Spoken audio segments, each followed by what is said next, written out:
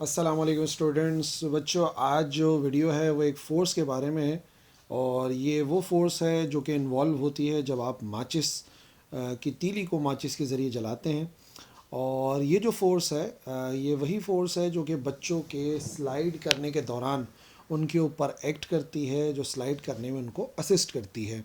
ये वही फ़ोर्स है जिस फोर्स के ज़रिए कोई भी मूविंग कार एक ट्रैफिक सिग्नल पर आकर रुकती है। और कभी अगर आपने किसी भारी सोफ़े को धक्का देने की कोशिश की है तो ये वही फोर्स है जो आपको धक्का देने से रोकती है। और बच्चों, इस फोर्स का नाम है फोर्स ऑफ फ्रिक्शन, या आप इसे सिंपल लफ्ज़ों में फ्रिक्शन कह सकते हैं। और उर्दू में हम इसे कहते हैं रगड़ की ताकत या रगड़ की क़ुव्वत।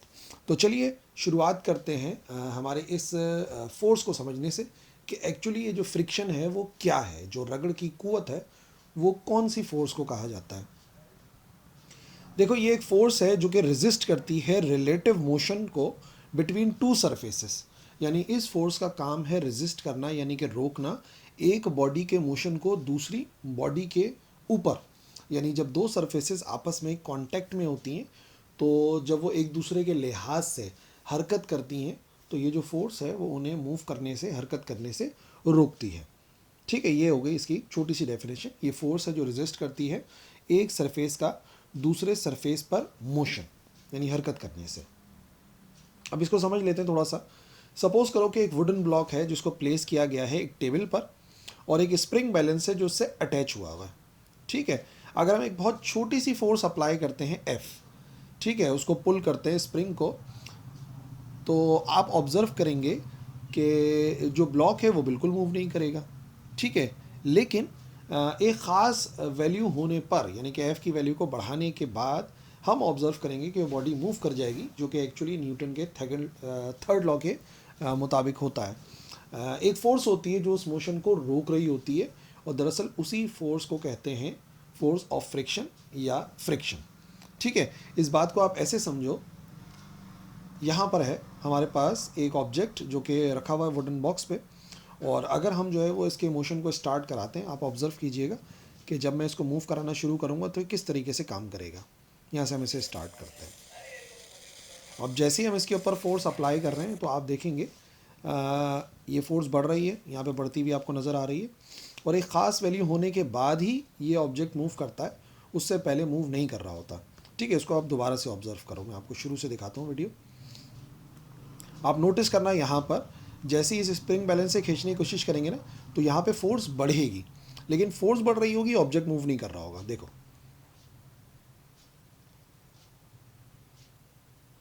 ये फोर्स बढ़ रही है, ऑब्जेक्ट मूव नहीं कर रहा। ठीक है, लेकिन एक ख़ास वैल्यू के बाद ही, यानी 0.18 या 0.19 न्यूटन के बाद ही ये बॉडी मूव होना शुरू होती है।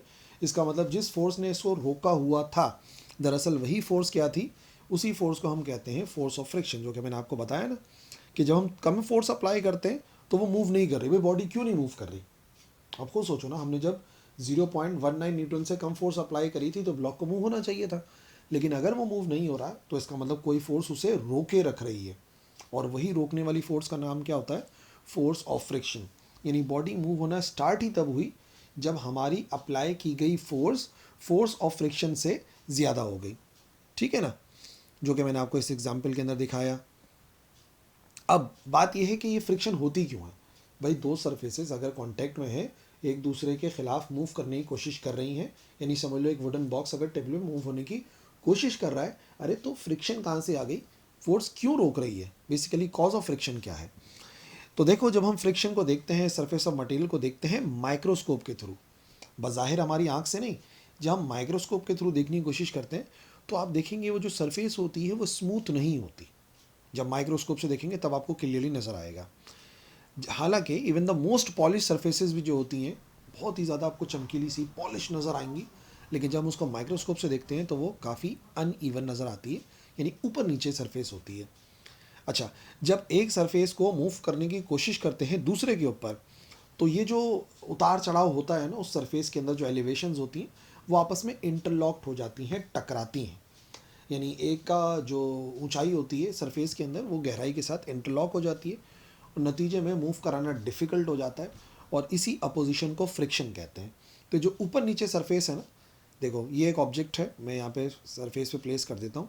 हम यहाँ से फोर्स अप्लाई करते हैं, बट यहाँ से जो फोर्स होती है वो रोकती है, क्या नाम है उसका, फ्रिक्शन का। लेकिन बहरहाल जब अपनी फोर्स को एक ख़ास वैल्यू तक ले जाते हैं तो वो मूव होना शुरू हो जाती है। तो जो दो फोर्सेज हैं, एक आपको पता है अप्लाइड फोर्स है रेड वाली, और येलो वाली जो है वो एक्चुअली फोर्स ऑफ फ्रिक्शन है। अब जो बात मैं आपको कह रहा हूँ ना, फिलहाल अगर आप देख रहे होगे तो आपको ये सरफेस भी स्मूथ नज़र आ रही है, और ये तो चलो वुडन है तो थोड़ा बहुत आपको ऊपर नीचे नज़र आ ही रही होगी, डॉटेड डॉटेड नज़र आ रही है। बट अगर इसी चीज़ को मैं माइक्रोस्कोप से देखूँगा ना, तो आपको देखो ऐसे उतार चढ़ाव नज़र आएंगे इन दोनों सरफेसेस के। तो अब ऑब्जर्व करो कि जब मैं इस बॉक्स को मूव कराने की कोशिश कर रहा हूँ, तो ये जो जगह नज़र आ रही है आपको, ये इसकी गहराई है, ये इसकी ऊंचाई है, ये वाली सरफेस की, तो ये आपस में टकराएंगी। टकराने से होती है रुकावट, और इसी रुकावट को दरअसल कहा जाता है फ्रिक्शन। बड़ी सीधी सी बात हो गई। यानी जब आप एक सरफेस को दूसरी सरफेस से मूव करने की कोशिश करेंगे, तो इनकी जो सरफेस है, जो कि एक्चुअली थोड़ी सी रफ सी सरफेस है, वो मूवमेंट को रोकती है, और इसी रोकने वाली फोर्स को फ्रिक्शन या रगड़ की ताकत कहा जाता है। ठीक है, अब देखो मैंने आपको कॉज भी बता दिए, और मैंने आपको बता दिया कि एक्चुअली फ्रिक्शन क्या होती है। फॉर एग्जाम्पल एक टेबल है, उस टेबल के ऊपर मैंने एक बुक रखी हुई है। अब जो वेट होता है बॉडी का, यानी कि इस बुक का, वो तो कोशिश कर रहा होगा इसे नीचे ले जाने की, और वेट का फार्मूला आपको पता है, W बराबर है mg के। m मास को जाहिर करता है, और g होता है एक्सेलरेशन ड्यू टू ग्रेविटी। याद है ना, एक्सेलरेशन ड्यू टू ग्रेविटी क्या होता है, 9.8 या 10 मीटर पर सेकेंड स्क्वायर की वैल्यू। तो इससे हम वेट का फार्मूला फाइंड करते हैं, W is equal to mg। इसी के साथ साथ टेबल जो है इसके ऊपर एक फोर्स अप्लाई करती है ऊपर की तरफ। टेबल की फोर्स जो है वो ऊपर की तरफ एक्ट कर रही है, और ये जो फोर्स ऊपर की तरफ एक्ट कर रही है बच्चों, नाम याद रखना इसका, इसका नाम होता है नॉर्मल रिएक्शन। ठीक है ना, ये नॉर्मल रिएक्शन हो गया। तो अब ये आ गया वेट, ये आ गया हमारे पास नॉर्मल रिएक्शन, जो कि एक दूसरे के अगेंस्ट एक दूसरे को कैंसिल आउट कर रहा है। यहाँ से अगर फॉर एग्जाम्पल मैं इसको मूव कराने की कोशिश करता हूँ, यानी मेरी फोर्स है, तो आप जानते हैं फ्रिक्शन का क्या काम है, फ्रिक्शन का काम है मुखालफत करना। तो फ्रिक्शन अपोजिट डायरेक्शन में इस तरीके से एक्ट करेगी।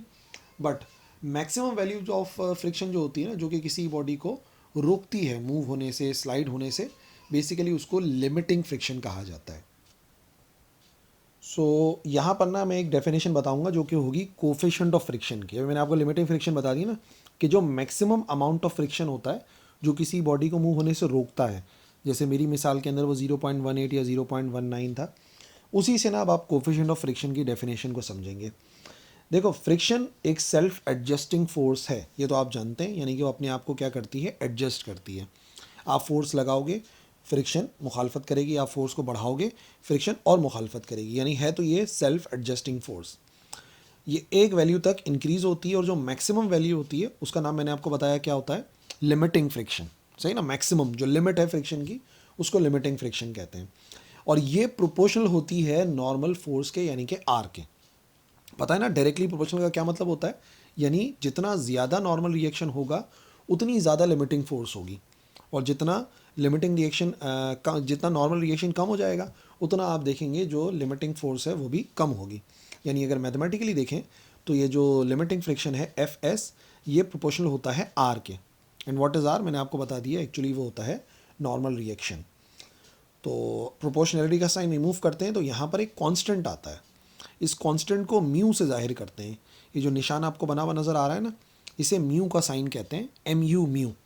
और एक्चुअली बनता कैसे कि आप यू तो लिखते ही हो, यू लिखने के बाद इस वाली लाइन को थोड़ा सा लंबा कर दो, तो ये एक ग्रीक अल्फ़ाबेट है, और बेसिकली ये जो है ना म्यू कहलाता है, एम यू म्यू। और यही जो म्यू है बच्चों, बेसिकली यही कहलाता है क्या, ये म्यू है the ratio between limiting force and normal reaction. ठीक है, अगर मैं म्यू की वैल्यू निकालना चाहूँगा तो ये रेशो होगा दो चीज़ों के दरमियान का, लिमिटिंग फोर्स और आर के दरमियान का, जो कि कांस्टेंट रहता है, और इसको हम म्यू से जाहिर करते हैं, जो कि कोफिशिएंट ऑफ फ्रिक्शन कहलाता है। अच्छा, कोफिशिएंट ऑफ फ्रिक्शन बड़ी इंपॉर्टेंट सी चीज़ है। ये मैं आपको बताऊं कि जब भी किसी बॉडी को प्लेस किया जाता है किसी सरफेस पर, तो हमें मालूम है कि जो वेट है वो डाउनवर्ड एक्ट करता है। तो न्यूटन के थर्ड लॉ के मुताबिक अगर वेट डाउनवर्ड एक्ट कर रहा है और ये ऊपर की तरफ फोर्स अप्लाई हो रही है, तो इसका मतलब एक दूसरे को बैलेंस कर रहे हैं। आर बराबर है डब्ल्यू के, सही ना भाई, डब्ल्यू का काम है नीचे ले जाना, आर का काम है ऊपर ले जाना। बॉडी ना नीचे जा रही है ना ऊपर जा रही है, तो इसका मतलब क्या हुआ, इसका मतलब ये हुआ कि दोनों एक दूसरे को बैलेंस कर रहे हैं, आर बराबर है डब्ल्यू के। ठीक है, तो अगर मैं डब्ल्यू की वैल्यू मुझे पता है बराबर होती है एम जी के, तो अगर मैं वैल्यू पुट कर दूँ कोफिशिएंट ऑफ फ्रिक्शन वाले फार्मूले के अंदर, आर की जगह पे मैं एम जी लिख सकता हूँ। तो इसका मतलब म्यू का क्या फार्मूला बनेगा, एफ एस बराबर आ जाएगा म्यू एम जी के। आपको याद होगा हमने पहले देखा एफ एस बराबर होता है म्यू आर के, तो आर की जगह पे हमने लिख दिया एम जी, है ना, मैंने आपको पीछे फार्मूला बताया था। तो यहीं से ये जो फार्मूला है ना हमारे पास म्यू का फार्मूला बनता है, और उसके ज़रिए जो है ना हम बात को समझ जाते हैं कि कोफिशिएंट ऑफ फ्रिक्शन कितना है। और सादे अल्फाज में बताऊँ आपको, कोफिशिएंट ऑफ फ्रिक्शन जाहिर करता है कि कोई सरफेस कितनी रफ़ है, तो या उसमें कितनी फ्रिक्शन है।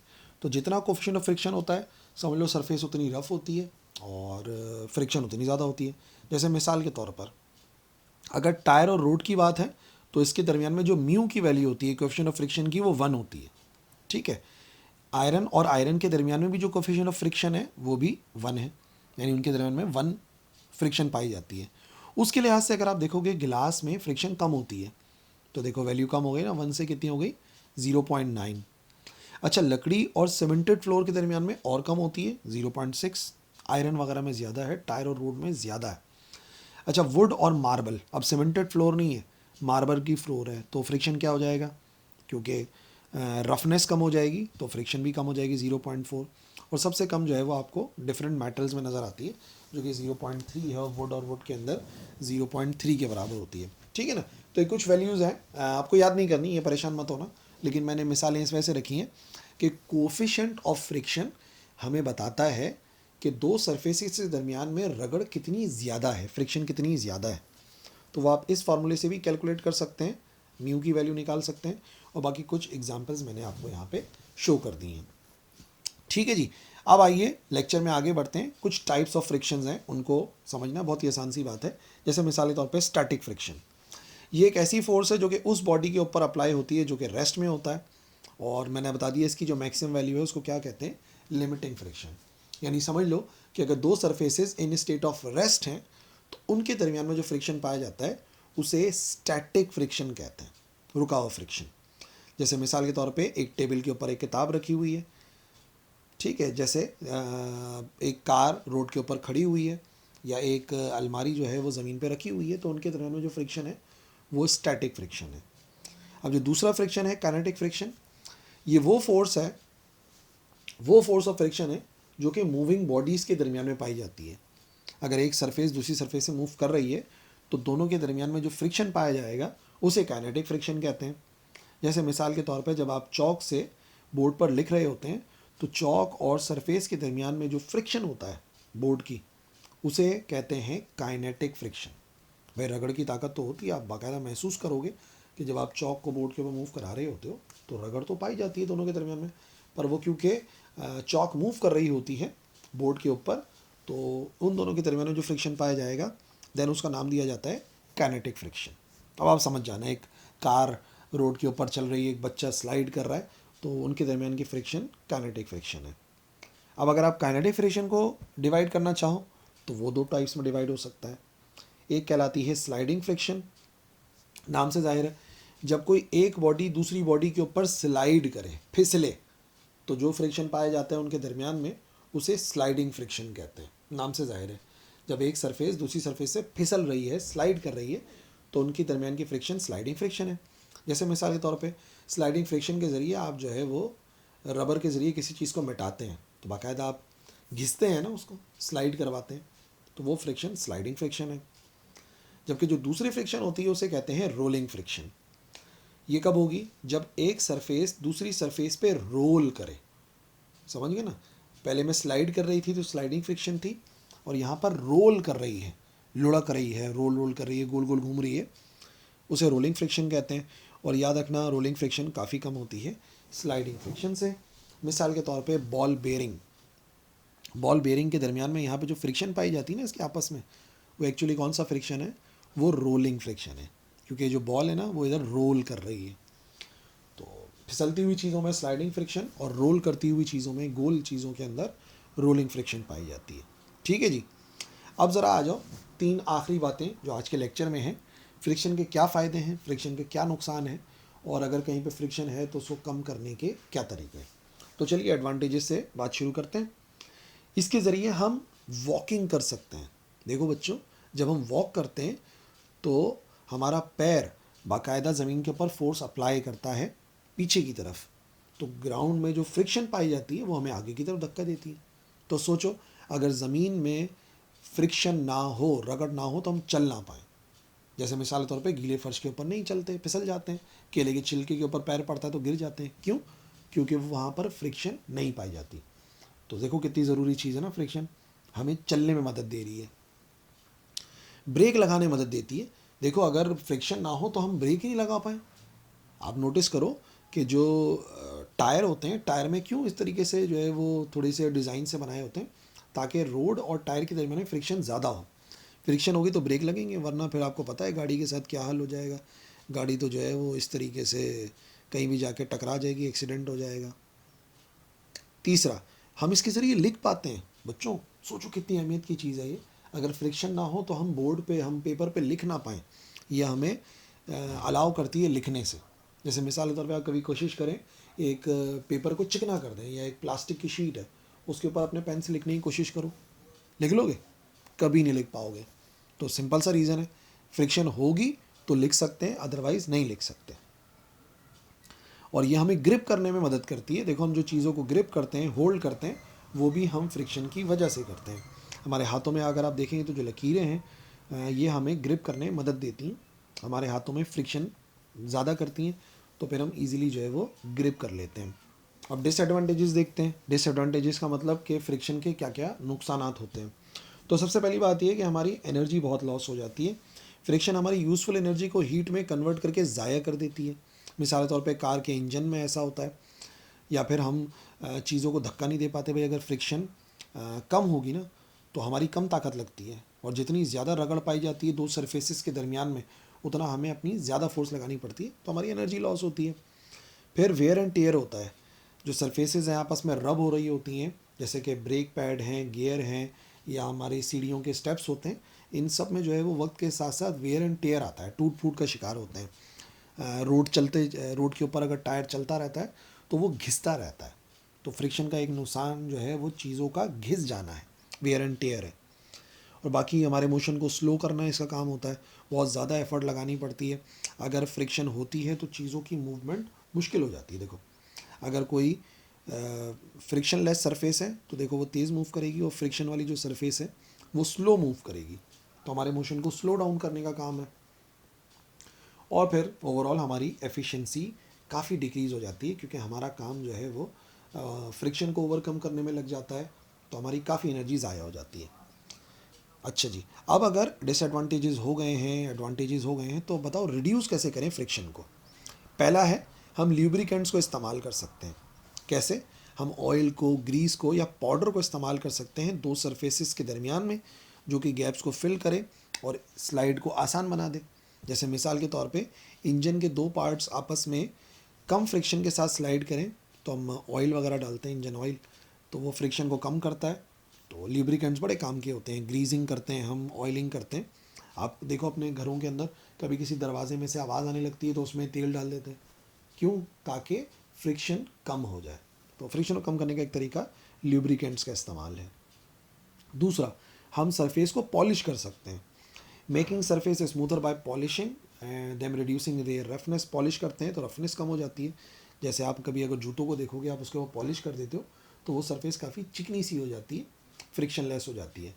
तो फ्रिक्शन को कम करने का एक तरीका ये भी है कि आप सरफेस को पॉलिश करिए, ठीक है ना। इसी के साथ साथ हम व्हील या बॉल बेयरिंग का इस्तेमाल करते हैं। हम अगर स्लाइडिंग को रिप्लेस कर दें रोलिंग फ्रिक्शन से, तो आप देखें कि बहुत ज़्यादा फ़ायदा हो जाता है। व्हील क्यों लगाए जाते हैं कार्ट में? भारी चीज़ों को मूव कराने के लिए जो ट्रॉली वगैरह में व्हील लगाते हैं, तो एक्चुअली हम स्लाइडिंग फ्रिक्शन को रोलिंग फ्रिक्शन में कन्वर्ट करते हैं, और उससे फ़ायदा ये होता है कि हमारी फ्रिक्शन कम हो जाती है, तो तवानाई बचती है, ठीक है। इसी के साथ साथ ऑब्जेक्ट्स की शक्ल ही कुछ ऐसी बनाएं कि वो इजीली मूव कर सकें हवा के थ्रू या पानी के थ्रू। तो आप देखेंगे बुलेट की शक्ल ऐसी बनाई जाती है तो फ्रिक्शन को कम करके वो तेज़ी से मूव करती है। रेसिंग कार की भी शक्ल ऐसी बनती है, बुलेट ट्रेन की। और अल्लाह ताला ने फ़िश की शेप भी ऐसी बनाई है ताकि फ्रिक्शन कम से कम हो और वो तेज़ी से मूव कर सके। ओके बच्चों, सो यही है आज का हमारा lecture about friction and I hope आपको समझ में आ गया होगा सारी बातें। काफ़ी बातें मैंने बताई आज के लेक्चर में। कुछ मिस हो गई हो तो आप ऐड कर सकते हैं, और कुछ समझ में ना आई हो तो आप दोबारा से पूछ सकते हैं। मैं इंशाल्लाह ज़रूर रिप्लाई करूँगा। That's all for this video. अल्लाह हाफिज़।